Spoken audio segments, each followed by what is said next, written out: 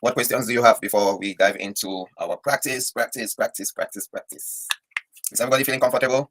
We can probably maybe add in the chat what you think. If scale of 1 to 5, what you're thinking. Are you feeling comfortable with this? 5 being the most and 1 being the least. Nigel.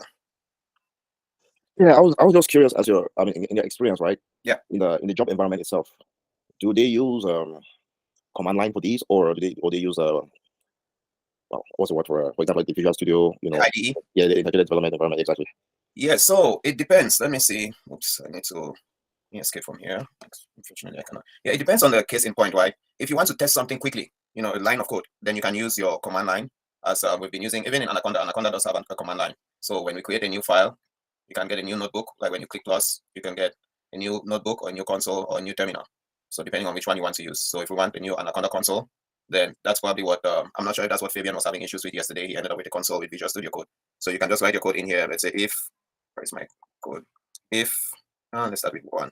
X is equal to 10. If x is greater than 0, print x, and execute that.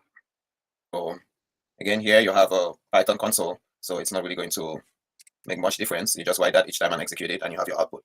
So it depends on what you probably want to use in that case. So let's say if you try using a terminal, again, terminal, you have to go ahead and type in Python to get into the Python environment. So this is an integrated, I shouldn't say integrated, this is an interactive environment. We can do the same thing here and say x equal to 10, and then we can go ahead and say if x is greater than 0.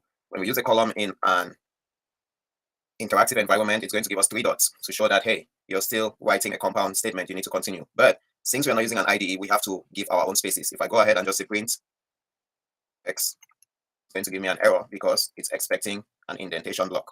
Okay, so that's why it's very, very prevalent. It's very popular to use an IDE because all of these problems are taken care of for us. Here again, it's black and white. You cannot really differentiate. It's not easily readable. You don't have autocomplete. You don't have all those other extensions that can be added in there for you. You don't have color coding. You don't have tips that are going to be given to you like, hey, there's an error here, there's an error there, and so on and so forth. So very few people use the command line. More people are going to use either let me go to day 4. They're going to use either a notebook, which is good because I can do all of this. I can even go in and add, let's say, instead of, I can add a cell at the top. And instead of having this cell as a code, I can have a markup and say, this is going to be H1. I don't remember how to write it. But let's say, let me just say 1. That I've changed it to a markdown. If I execute it, nothing happens. It's just a header. I can go in there and change it. I can make it to be raw HTML. If I make it to be raw HTML, I can use H1, which is header 1. And execute that. Everything can be done in here and can be made to look really good and easy for me. So now it looks big. I can decide to print this in PDF or save it or export it as an HTML, and it becomes a simple web page. But it's up to you, whichever one you want to use. Just get comfortable using either one of them, and you should be good. Sounds good? Yes, thank you. From what I've explained, I think you'll be better using this console right here. Yes, you can use notebook per se. I keep trying to say notepad, or you can use your Visual Studio Code. Visual Studio Code is also very good to use. And personally, I think Visual Studio Code is okay. It's better, like I explained yesterday. That way you can start pushing your code to Git. As you can see, mine is still running. I probably need to close it. But here you can send your code to Git and then make your updates as you need. Okay. Sounds good? Excellent. So let's go back into our examples that we have for today. So let's try some while loops, right? While loops with unknown number of iterations. Can anyone think of any examples so far? So a good example might be if you want to find out how many payments you have for a loan. You don't really know how many payments you have. Okay. So maybe decide how much the loan amount is, decide how many payments each time, and calculate how many times you're going to be making that payment. So that's one example. So let's try it out. Example, do I have a folder for examples? No, I don't. So we'll just use the same one. Okay. All right. So let's go ahead and get loan. I don't know if I want to use mortgage. Let's just start with a car loan for starters. Let's say get car loan details. So first thing we want to know is what's the amount owed, right? So let's say your amount owed, you get the user to enter the amount that they currently owe. How much is your car mortgage or car loan? Question mark would be good. And make sure that if you put the first quote or the first parenthesis applies to the input, you need another parenthesis for the float. Okay. If we did that in Visual Studio Code, it will definitely help us out with the automatic closures, opening and closing it. Okay, so we've gotten that, and we need to know what's the APR, maybe interest rate. So let's say interest. Probably just copy this over again. Nope, I did not. How much is your interest rate? We want to make it monthly or annual. The annual interest rate. Next, you want to see what payments you're. So how much will you pay each month in dollars, maybe? Okay, I already copied this, so I should just paste it. Yeah. How much is your monthly payment? Finally, we want to also get how many months. We want to get how many months, and yeah, let's just go ahead and have 0 in there for now, because we want to find out how many months it's going to take us to pay that loan off, right? So to get the monthly rate for the interest, let's say monthly interest, how do we get the monthly interest?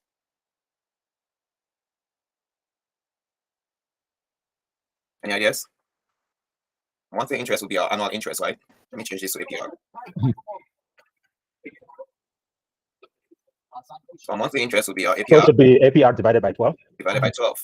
Mhm. But to make it a percent, let's also divide it by 100. Mhm.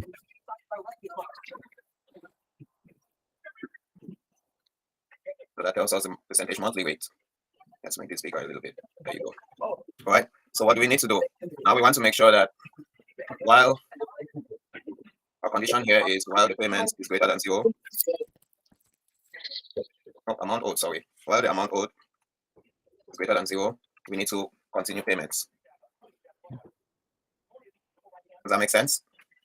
Mhm. So first, in order for us to make payment, we have to add our interest, right? So to make payment, let's say our interest paid should be equal to, because interest is what's first paid before you make a, should I say, base payment, right? So interest paid will be the amount that you owe and your monthly rate. So amount owed multiplied by that percentage APR. Does that make sense? Mhm. And now our money owed, or amount owed, would then be equal to amount owed plus the interest. Mhm. So if you know that your car loan is $100, never ever in the history of mankind, and your interest is 10%, then your total amount owed would be that plus your interest. Can we make that variable total amount owed to differentiate from the other assigned one amount owed? Yes, so let's go ahead and do total amount owed. Does that make sense? Yes. But then we're saying that our amount owed should be greater than that 0. So total amount owed, again, this is okay because we've assigned it in there. So once we do that, we want to go ahead and check.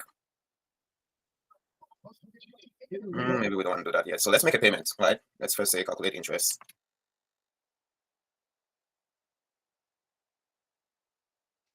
So to make a payment, how do we make a payment? We go ahead and reduce that payment from the money owed, right? So to do that, money owed, total amount owed, now be equal to sign minus our payments.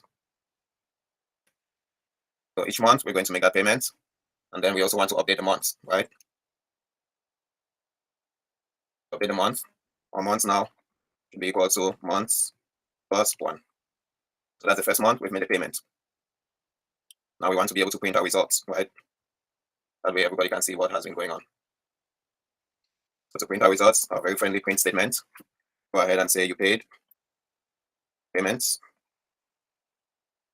of which, oopsie, we made that payment, and let's put a full stop, including interest here, plus interest,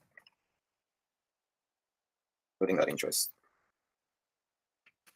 That makes sense? So payments, we paid that, including blah, blah, blah, interest. And maybe I should go ahead and also print the month. Month number. So first month, you paid that, and so on and so forth. Finally, let's also tell us what we owe. Balance. Now, total money owed. That makes sense? So again, I might want to go ahead and just print, I don't know, an extra space, let's say asterisk to differentiate each time I make a payment. Is everybody okay with what we have so far? Let's make it smaller. So to get the car loan details, we don't know how many times it's going to take us to pay our loan. So we go ahead and check while the amount owed is greater than 0. Actually, I think I should have calculated. Yeah, the interest keeps changing each time. That's fine. At the end of the day, let's say we have a final print statement. Oops, I forgot to close that. Hold on. And we can fire this off and see how many times it's going to take us to make payments. Sounds good? So let's go ahead and execute. So how much is your car loan? Let's say 8,500. How much is your percentage APR? Let's make it easy, 10%, since it's easy. How much is your monthly payment? Let's pay 500 per month. So it tells us now that month number 1, we paid 500, including $70.83, which is interest. My balance will now be $80.70. Month number 2, you make another payment. Month number 3, and so on and so forth. As you keep paying 500, you can see you're gonna have a long ways to go to pay off this loan. Okay, so we're down all the way to 75 months. We still have a balance of I think I'm printing something wrong here. Yeah, I mean, for $8,000 and 500 a month. Oops, I scrolled too fast. Yeah, I'm printing something wrong here. I'm printing the wrong balance, I believe. So total amount owed. Total amount owed. What am I printing? Total amount owed. But that was updated. Okay. So the first time it updated it, but it did not update the balance the second time. So what am I printing here?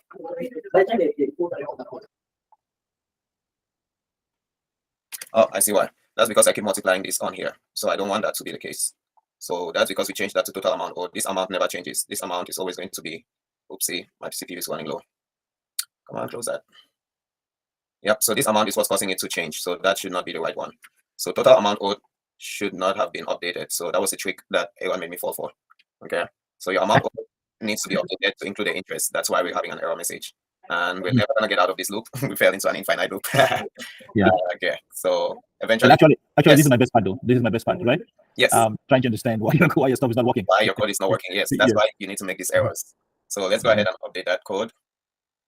So interesting. Let's see how that pans out. Eventually, it's gonna crash because it keeps running and running, as you can see right here. But I need to figure out the shortcut to kill this program.